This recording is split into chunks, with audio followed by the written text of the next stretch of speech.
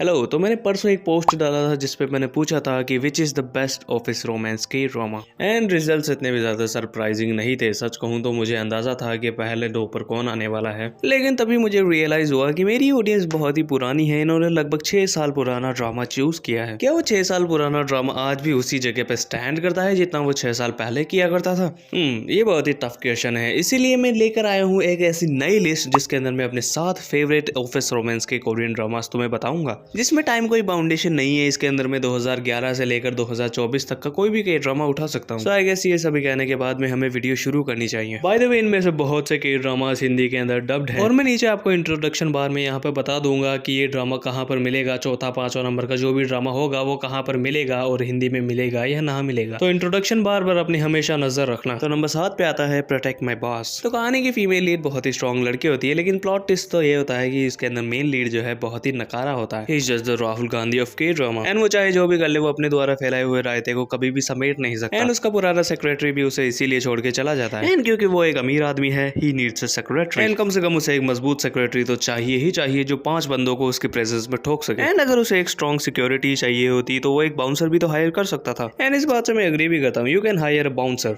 If you वांना make a bill drama. And अभी तुम सब सोच रहे होगे कि यार तुमने ये ड्रामा 7वें नंबर पे क्यों रखा है, ये तो किसी काम का नहीं है। लेकिन मैं तुम्हारी बात से एग्री नहीं करता हूँ। अगर तुमने पहले कोई ऑफिस रोमांस वाला के ड्रामा देखा है तो तुम्हें पता होगा कि 6 बॉल्स उसमें कैसे होते हैं। Oh my God, I am so smart, ये है वो है, मुझे देखो मैं क्या करता हूँ, ये देखो।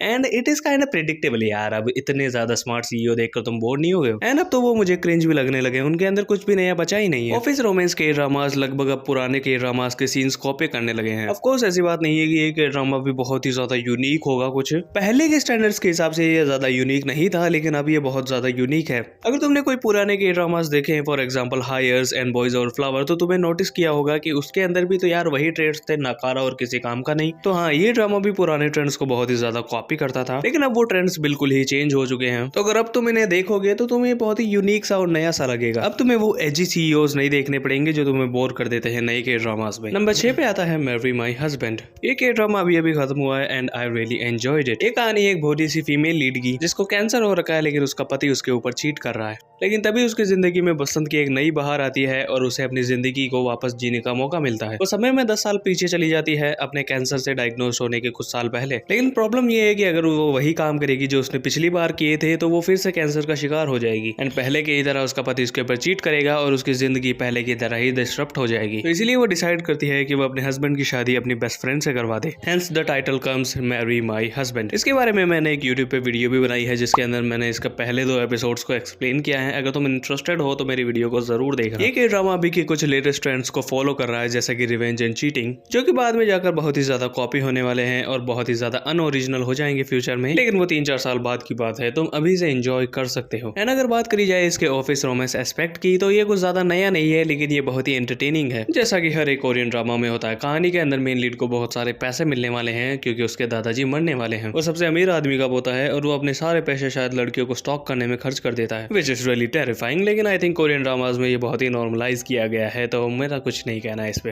नंबर 5 पे आता है romance is a bonus book. Majority of के ड्रामाज में जब हमें जवान कपल्स दिखाए जाते हैं तो हमें उन्हें देखकर काफी मजा आता है, क्योंकि हम रियल जिंदगी और फिल्मों में जवान लोगों को ही ज्यादा लवी डवी देखते हैं। बड़े लोग अपने काम और अपने करियर को बिल्ड करने में मेहनत करते रहते हैं। उनकी जिंदगी काफी हेक्टिक होती है, बच्चे होते हैं, बिल्स पे करने के पैसे नहीं होते हैं और भी पता नहीं क्या क्या। और ऐसी जिंदगी की बड़ी सी लाइब्रेरी के अंदर अगर तुम्हें कोई रोमांस मिल जाए तो ये किसी बोनस बुक से कम नहीं होगी। ये कहानी है यूनवो की, जो कि कोई छेबल तो नहीं है लेकिन ठीक ठाक पैसे हैं उसके पास। वो एक लड़की को पसंद करता था जो कि अभी भी उसकी दोस्त है, लेकिन उसने 7 साल पहले ही शादी कर ली होती है। उस लड़की का नाम दानी होता है और वो एक दिन बहुत ही बुरे दिन के साथ उसके घर के सामने पहुंचती है। बरसात में भीगी हुई होती है और कहती है कि मुझे यार तुम्हारे घर में रहने के लिए जगह चाहिए। मेरा डाइवोर्स हो गया है and I can not do anything anymore. मुझे कोई नौकरी भी नहीं दे रहा है क्योंकि मेरे वर्किंग एक्सपीरियंस में 7 साल कम है। इसी के साथ साथ यून हो उसे अपनी बुक पब्लिशिंग कंपनी के अंदर हायर कर लेता है। वो उस कंपनी का मालिक नहीं है, लेकिन एक चीफ एडिटर जरूर है। और अब यही देखना है कि 7 साल बाद जब यून हो को अपनी बोनस बुक मिली है, क्या वो उसे एंजॉय कर सकता है। यही सब देखने के लिए देखिए रोमांस इज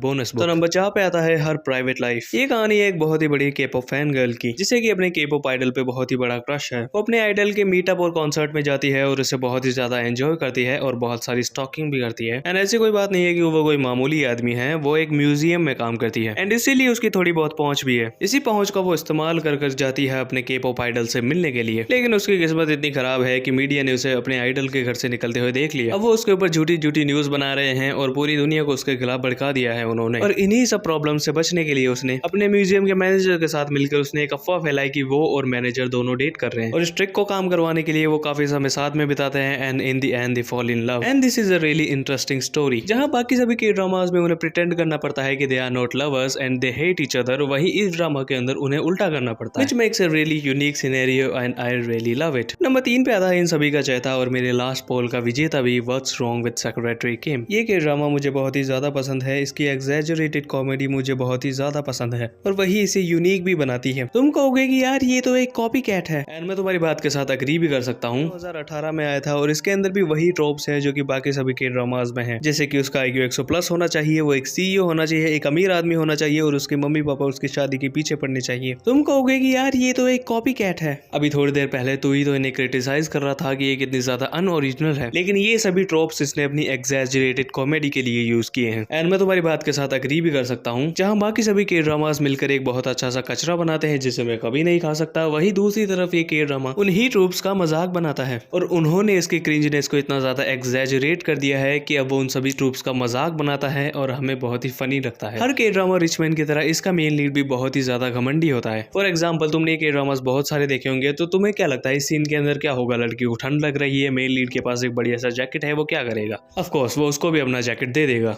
लेकिन इस के ड्रामा में ऐसा नहीं हो सकता। वो कहता है सॉरी बैब, सर्दी मुझे भी लगती है एंड विच इज हिलेरियस। और इसीलिए ये के ड्रामा मुझे पसंद भी है। इसके अंदर over the top exaggerated hilarious comedy है। अगर मुझे इससे कोई प्रॉब्लम होगी तो वो है इसके सब प्लॉट्स और इसका क्लाइमैक्स। एंड अगर तुम्हें इसकी कॉमेडी पसंद नहीं आए तो तुम समझ जाओ कि तुमने कुछ ज्यादा ऑफिस रोमांस कोरियन ड्रामास नहीं देखे, क्योंकि इसकी कॉमेडी समझने के लिए हमें ऑफिस रोमांस की ट्रूप्स को समझना पड़ता है, उसके अंदर जो बार बार लेसन्स रिपीट होते हैं उन्हें समझना पड़ता है। और जब वो ट्रूप्स हमें समझ में आ जाती है उसके बाद में से वो ड्रामास हमें बोरिंग लगने लगते हैं। और अगर तब तुम इस के ड्रामा को देखोगे तो तुम्हें एक अलग ही मजा मिलेगा। तुम उन सारी ट्रूप्स को अपनी आंखों के सामने टूटता देखोगे, ये उन सभी ट्रूप्स का मजाक बनाता है और तुम्हें इसे देखकर मजा आएगा। यही शो का नेचर भी है। तो नंबर 2 पे आता है बिजनेस प्रपोजल। ये भी कोई ओवर द टॉप यूनिक के ड्रामा नहीं है, लेकिन इस के ड्रामा को जाना जाता है इसके ऑफिस रोमांस के परफेक्शन के लिए। इसके अंदर वही ट्रूप्स है, वही कॉमेडी है, वही स्टाइल है और सारे लेवल एक एक थोड़े से अप कर दिए गए हैं। इनफैक्ट मैं तो ये कहूंगा कि इसने इन सभी ट्रूप्स को लिया है और इन सभी को लेकर परफेक्ट कर लिया है। ये काफी हार्ट वार्मिंग और मजेदार के ड्रामा है जिसे देखकर मुझे काफी ज्यादा मजा आया। एक दिन मैं ऐसे रूम में बैठा था, मेरा दोस्त आया, उसने कहा कि यार ये क्या लड़कियों जैसे शो देख रहा है। एंड आई वाज लाइक मुझे तेरे ओपिनियन की कोई जरूरत नहीं है, भाग जाए यहाँ से, नहीं तो साले के जूते मारूंगा। एंड वो एक नंबर का ढीठ है और अपने घर पे नहीं गया। वो वहीं मेरे साथ बैठकर बिजनेस प्रपोजल देखने लगा। एंड आई थिंक 6 या 7वें एपिसोड के अंदर वो जोर जोर से रोने लगा। मैंने पूछा क्या हुआ कमीने? तो वो कहने लगा यार इतनी सुंदर जिंदगी किसकी होती है। उसे ये शो बहुत ही ज्यादा पसंद आया और उसने शाम तक पूरा देख लिया था। एंड अगले दिन वो मुझसे आके कहता है कि भाई ऐसे ही के ड्रामास और है क्या? और मैंने उस गधे को लात मार दी, क्योंकि ऐसे के ड्रामास ज्यादा है नहीं। तो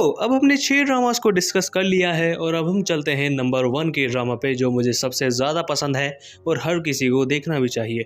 तो नंबर 1 पे है she was pretty. True beauty and my secret identity in Gangnam की तरह ये भी काफी इंटरेस्टिंग सवाल पूछता है कोरियन सोसाइटी से। पूछता है कि क्या सिर्फ चेहरे की ही ब्यूटी है जो इतना ज्यादा मैटर करती है? कैपेबिलिटीज का क्या हुआ? किसी के अंदर के मन का क्या हुआ? किसी की अच्छाई का क्या हुआ? और यहीं पे हमारी मेन कैरेक्टर हाइजिन की स्टोरी आती है। वो पहले बहुत ही खूबसूरत हुआ करती थी, लेकिन अब उसकी खूबसूरती फीकी पड़ती जा रही है। एंड इतनी खूबसूरत होने के बाद में भी वो बचपन में एक मोटे से लड़के को पसंद करती थी, जो कि उसके साफ दिल को अच्छे से दर्शाता है। लेकिन जैसे मैंने कहा वो समय के साथ में थोड़ी सी अगली हो जाती है और उसका इतना ही अगली होने के कारण उसे कोई जॉब भी नहीं मिलती है। लोग उसका बार बार मजाक उड़ाते हैं और ये देखकर हमें बहुत ही दुख होता है। एंड स्पेशली दुख इसीलिए होता है क्योंकि उसने आज तक किसी का मजाक नहीं उड़ाया। वो सभी को प्यार भावना से देखती है और तब भी देखती थी जब वो छोटी थी और बहुत ही सुंदर थी। हम दुखी हो जाते हैं यार कि इसने किसी का क्या बिगाड़ा है कि इसको इतना सारा दुख मिल रहा है। एंड तभी हमें ये जानकर खुशी होती है कि वो मोटा लड़का अमेरिका से वापस आ रहा है। उसका नाम संगजुन है और अब वो बहुत ही ज्यादा हैंडसम हो चुका है और वो भी इतना ही अच्छा इंसान है जितनी अच्छी इंसान हाइजिन है। लेकिन जब वो उसका खूबसूरत सा चेहरा देखती है तो महसूस करती है कि यार जुन तो उसकी पहुंच से बहुत ही ज्यादा दूर है। वो सोचती है कि यार अब जुन किसी बदसूरत लड़की से क्यों मिलना चाहेगा। हाइजिन जुन से मिलने के लिए काफी ज्यादा खुश होती है और उससे मिलने भी जाती है, क्योंकि जुन मन का बहुत ही साफ व्यक्ति है। वो जुन के मिलने के पहले से से ही वो अपनी मीटअप प्लेस से भाग जाती है और यहीं पर वो गलत भी सोचती है और अपने चाइल्डहुड लव को भुलाकर नई जिंदगी की शुरुआत करती है। वो एक नए ऑफिस को ज्वाइन करती है और खूब ज्यादा खुश भी होती है क्योंकि अब वो अपने पैसा कमा सकती है।